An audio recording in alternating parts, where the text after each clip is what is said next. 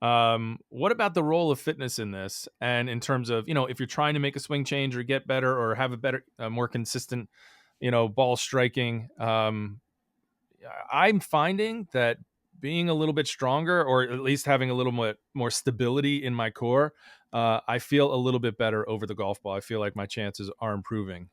What's your take on Absolutely. golf training?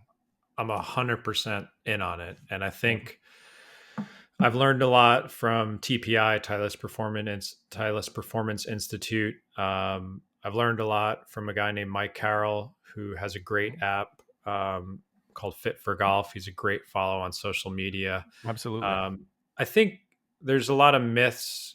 Golfers avoided weights for years. You want to, as best I has learned, is you want to match the demands of the activity.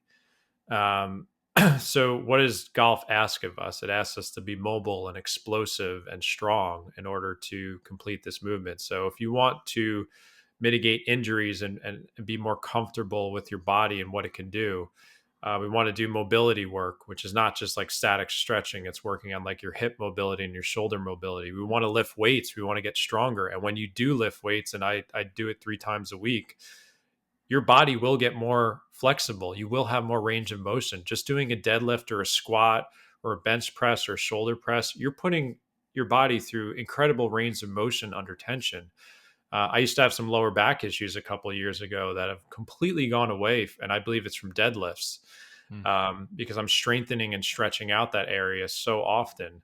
So I'm all in on fitness, and then the other element of it is the explosiveness. Is a lot of people are doing overspeed training with something like super speed golf or the stack, Hmm. where you're taking these weighted clubs and you're swinging as fast as you can and going through these protocols. And I've done it myself, and it's increased my swing speed.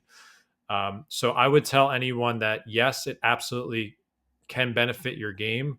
You'll have more control over your body. You'll have less pain, probably. You'll hit the ball farther. And it's good for your health. So I'm all in on it. But we want to make sure we're not doing something that's not relevant to golf. Like, for example, you mentioned Peloton. I have a Peloton and I like it.